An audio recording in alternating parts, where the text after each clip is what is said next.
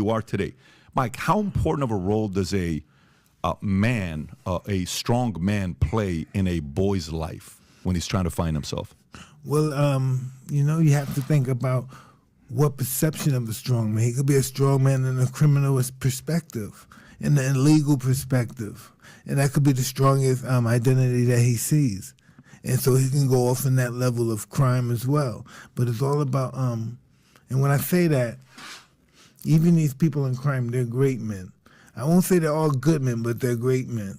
And so if we could really concentrate on doing the best we can from our perspective of being a good man and transform that into other children, other young boys, that would be a start.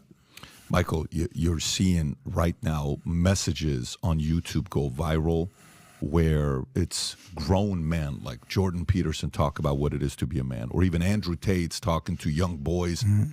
There seems to be in every industry, there's a sect of that industry does very well. Like, hey, in books, young nonfiction is doing really well right now. Really? Youth nonfiction? Yes, kids want to know more. Oh, okay, interesting. In the denomination of religion, hey, the LDS church is growing at this pace right now. Really? Why? What are they doing? Hey, when it comes down to content being created right now, young boys want to learn from a man with experience. Maybe they didn't have a father figure growing up. Why do you think that content is resonating the way it is with young boys? Because of the fact that, there's an effort to demean what a real man is today in life. I see it that way anyhow. And when people look up to a guy that presents himself like a man, then it's attractive to them. Look, one of the reasons, Patrick, I go into prisons, I talk to these young gangbangers, and they'll say to me, come on, Michael, you had the great cars, you had the women, you wore the right clothing. To them, that's what a man looks like. So they want the image of a man, a manhood. But, the problem is a lot of people today think that when you're telling a man how to be a man, that it's demeaning to a woman. They've made that a part of society now. Well, if you're telling this guy to be a man, that means he's going to demean women. And I said, no, a real man is going to benefit women. Women are going to benefit by that because he's going to treat her the right way. He's going to bring up his kids properly. He's going to, he's going to be in the community, do the right thing. That's what a man is. It's not, being a macho guy or anything like that. Of course, you got to defend yourself. A man protects his women, of course. But, there's just the idea of a man has been changed today. It really has.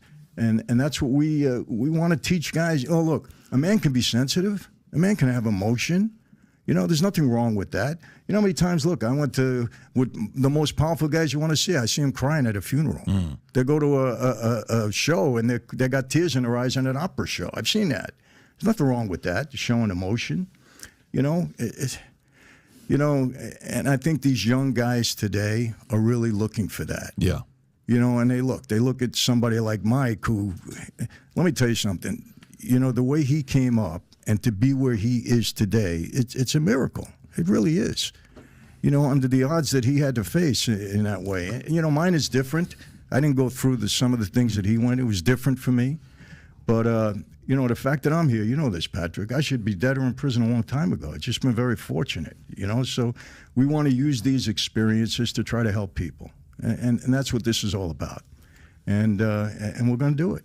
I fully agree with what Michael's saying, is that there's just such a need for leadership for young men these days. I guess my question is, it's not a zero-sum game. Like forever we've heard that it's the patriarchy, and this is basically has given rise to modern-day feminism, and then you see things like the future is female, where it's like, what is that? If the future is female, what does that mean for men, right? And then you see things like the feminism and the boss babe movement and everything with that. It's men and women can both win, right? I think women want a strong man in their life, and men want what's the famous phrase, behind every great man, there's a strong woman. So how can men and women win in today's society? What do you guys think? Well, listen, that's going to be pretty difficult. Because when you watch television, you see it could be black people, it could be white people. It's confrontation between man and woman. That's all you see on television. That's what you see on housewives shows. That's just what you see. You see this on Kevin Samuels show. You see this on sometimes, what's the other guy? Andrew Tate. It's just Yeah. confrontation. Confrontation sells. And we're not going to stop this confrontation. This is going to become an era so we can continue to make money off of people's pain. So whether it's Republicans and Democrats, whether it's blacks and whites, whether it's men No. and women, it's just going to constantly be doubling down on this against each other. If you want to see the future of a country, look at his advertisement. What does it advertise? Damn.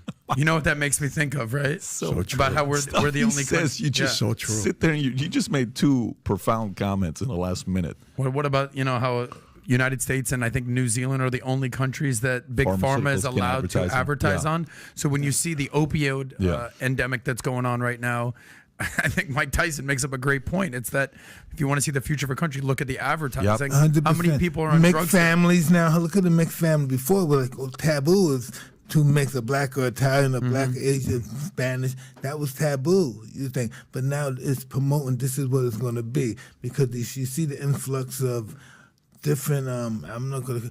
Immigrants? Immigrants Yeah. coming in the country, and they're showing you this is what it's going to look at. And they're preparing us. They put it in the televisions or movies, and that's what we're preparing for. Because people know, the society knows that runs the place. Americans, black, white, Asian, they don't take kindly to immigrants. We just don't. I don't know why. Because when the Irish was here, like in the 1800s, and when the Irish came, they were called real Americans, but when the Irish came from Ireland, they crushed them. They made them the enemy. How can you do that? That means if I came from Africa, they made these guys the enemy. So they could take advantage of them and rob them. So they made these guys, not to have any feelings. Somewhat like slaves, yeah. And that's human nature. What other advertisements you see on TV that are shocking to you? Like, that's a profound statement you said. If you want to see a future of a country, look at the advertising. What else do you see on TV? Well, some things I'd rather not talk about. Okay. It's just interesting. It's just what it is, I guess.